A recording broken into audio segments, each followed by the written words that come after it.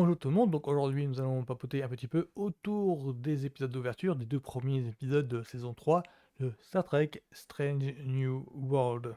Moi je m'appelle le Cyborgien et si je fais ces vidéos, c'est pour essayer de partager un petit peu, discuter un petit peu autour de ma passion. Donc Star Trek Strange New World, pour présenter brièvement, pour remettre dans le contexte brièvement, il s'agit de la énième spin-off à la saga, franchise, comme vous voulez, Star Trek. Tout a commencé dans les années 60 avec Star Trek TOS, la série classique, avec le capitaine Kirk. Puis 20 ans après, on a connu TNG, la nouvelle génération, Star Trek nouvelle génération, avec le capitaine Picard, puis Deep Space Nine, puis Voyager, etc. Tout va être chamboulé à partir de Star Trek Discovery. Oui, je fais très vite, je balaye très vite, histoire de passer à Star Trek Strange World. Star Trek Discovery, c'est la première série en streaming sur Paramount+. Ah non, il y a eu un binge à ce niveau-là. Donc oui, c'est une situation qui est trop délicate à expliquer en quelques secondes. Disons que Star Trek Discovery a été lancé sur Netflix, d'où le logo original Netflix qui apparaissait à un moment donné, mais c'est Paramount Plus qui a repris le bébé. Et à partir de Star Trek Discovery, ça commence à devenir un petit peu compliqué au niveau de timeline. Disons que pour résumer la situation, Star Trek Discovery peut se voir comme une sorte de préquel à Star Trek TOS, dans le sens où les aventures que l'on voit dans Star Trek Discovery se passent avant la série classique. On a un gros indice pour le positionner. On voit le capitaine Pike et Spock tout jeune. Pike, c'est le capitaine qui précède Kirk dans le commandement de l'Enterprise. Donc Star Trek Discovery est bien une préquelle. Et ça peut aussi être considéré comme une nouvelle série, tout simplement, à destination du grand public, dans une manière de... c'est vraiment une nouvelle série, un nouveau équipage, et un nouveau vaisseau, voilà. Et pour en revenir à Star Trek Strange New World, on peut prendre la série comme une sorte de préquel à Star Trek classique, dans le sens où là, c'est le Capitaine Pike qui est le héros, et le Capitaine Pike, en fait, c'est, dans le lore de Star Trek, déjà le capitaine précédent, Kirk. Il est acquis, en fait, que avant le Capitaine Kirk, le vaisseau spatial Enterprise a été commandé par notre capitaine, le Capitaine Pike. Donc on peut voir Star Trek Strange World dans cette logique d'idée-là, comme une préquelle, juste parce que le capitaine, c'est le capitaine précédent. Mais aussi comme une série dérivée à Star Trek et Discovery, dans le sens où simplement les personnages, on les croise déjà dans Star Trek Discovery. Il y a une saison, je crois, où Pike et Spock sont en guest star en fait dans Discovery. Oui, je balaye ça grosso modo, mais pour un public néophyte, vous pouvez le prendre ça comme une simple série de science-fiction, space opéra classique où vous découvrez tout l'univers de la Fédération, tout l'univers en fait de l'équipage, tout l'univers, les personnages en fait, Aurora, Spock, McCoy, non je crois pas, mais des personnages que vous voulez découvrir. Il n'y a pas de souci à se faire, vous les découvrez. C'est pas fait pour un public de connaisseurs, de fans. Il n'y a pas de multiples clins d'œil à chaque plan. C'est une petite mise en garde parce que la franchise depuis Discovery maintenant, ceux qui sont habitués à la franchise depuis classique, TNG, Voyager, Deep Space Nine, voilà, et compagnie, tout le lore développé sous l'ère Rick Berman, grosso modo, les connaisseurs me comprendront. C'est comme c'est trop différent en fait, dans le sens où l'ère Berman est plus, je dirais pas hermétique, mais plus cérébral, on va dire. Ça cherche plus dans le côté réflexion, alors que Discovery et Strange New World, c'est plus dans l'aventure exotique de SF. John Carter, Flash Gordon, j'ai l'impression que ça évolue plus dans ces eaux-là. En fait, traitement c'est fait, ma petite mise en garde c'est fait, ma petite remise en contexte c'est fait. Maintenant, passons à saison 3 de Star Trek Strange New World. Et là, je dois avouer que, je suis un petit peu décontenancé. Dire c'est comme ça, parce que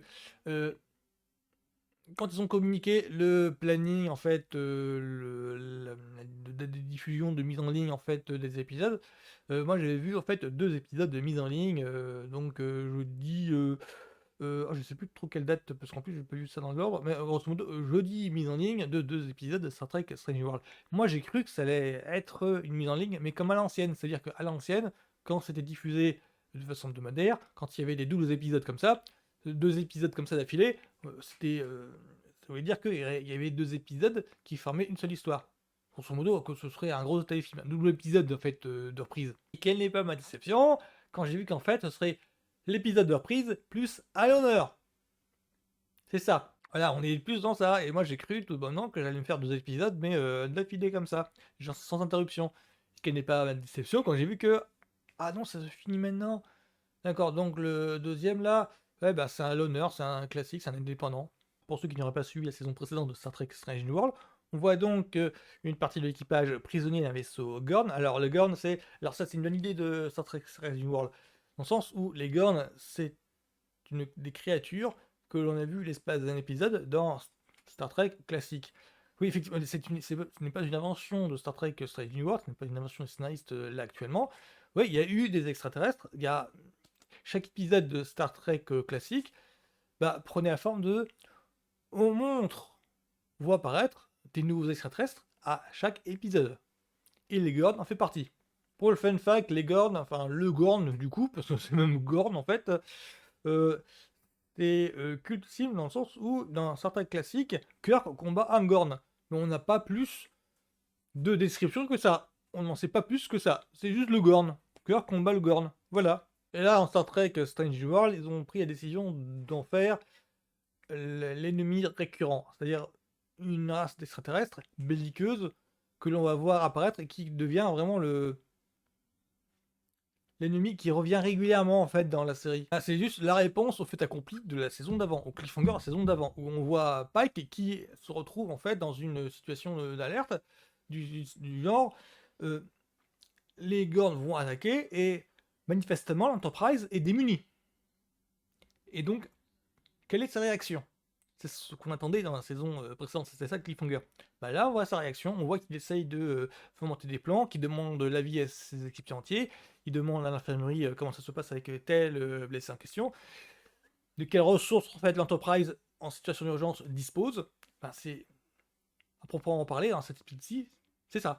Donc c'est 45 minutes, je crois, ou 50 minutes d'épisode, efficace, sans furiture, impeccable. J'ai rien à redire. Par contre, l'épisode suivant, alors là, c'est une grosse casse. C'est une grosse cassure de rythme, c'est une grosse cassure d'ambiance, parce que autant on était en pleine action dans l'épisode d'avant, autant là, c'est plutôt de la comédie romantique. Ouais, l'épisode en question nous rappelle que même dans TNG, dans la nouvelle génération, donc la série avec Picard, Patrick Stewart, Charles Xavier dans X-Men, c'est lui, ben, Star Trek, ça pouvait être hétéroclite. Bon, je reconnais que je fais plutôt référence aux épisodes de Die du holodeck, cette chambre holographique. Donc du coup, on pouvait passer d'un épisode purement exploration spatiale à un épisode à la Detective Story à la Raymond Chandler.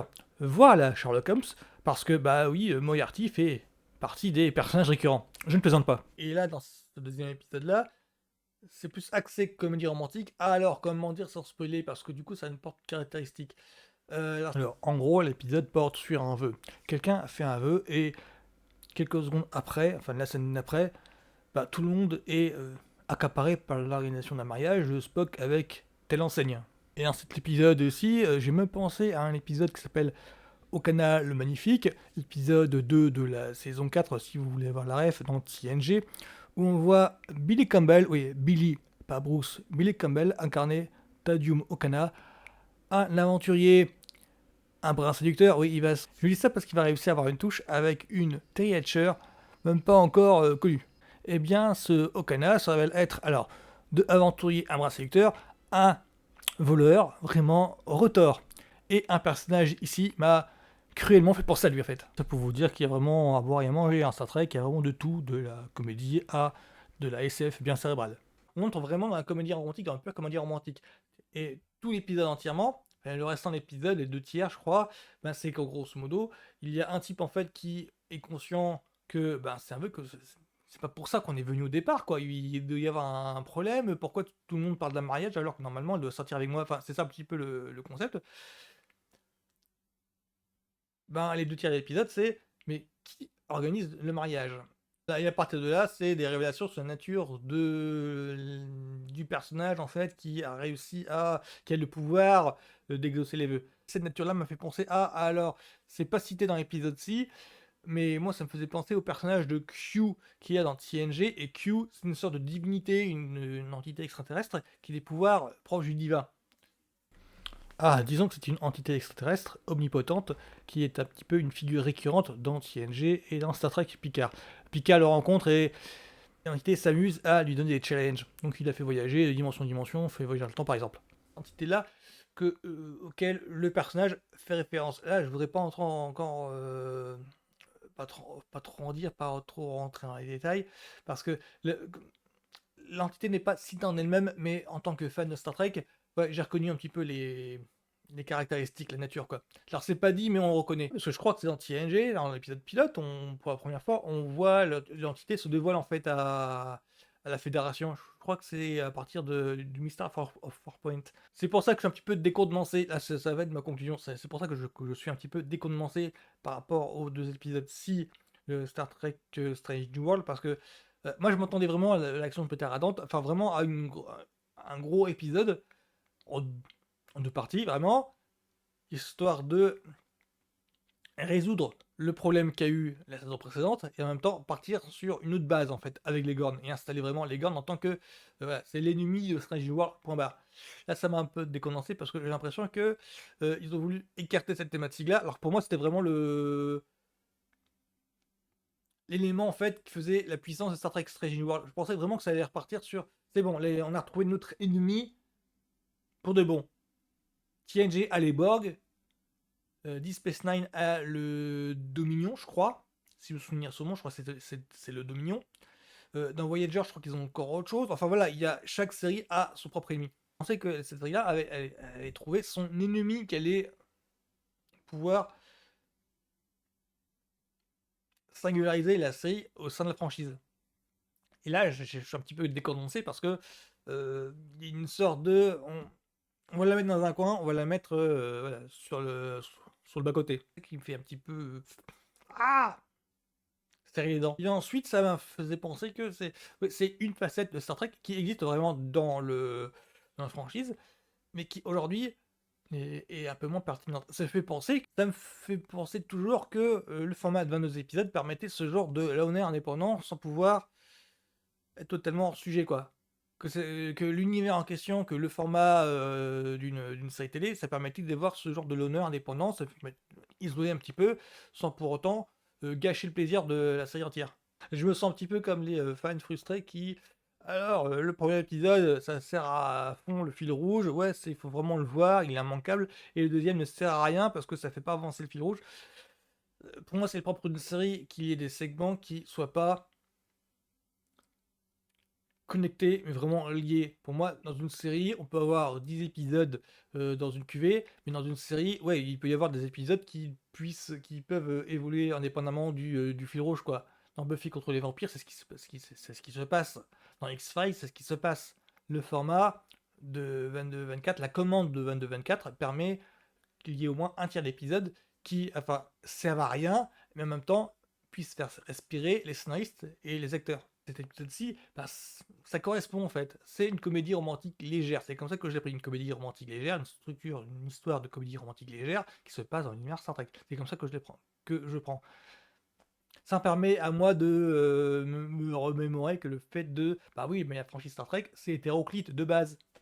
On parle de timeline parallèle, on parle d'exploration spatiale, on parle euh, d'univers changeant, de robots, d'androïdes. Voilà, ça parle de tout ça. Ben voilà, et ça peut avoir aussi une structure de comédie romantique. Donc moi, je suis un petit peu décontenancé, un petit peu mi-film raisin, mais je suis content que voir la série Star Trek Strange New World ben, revient en fait. Je suis content de voir le retour.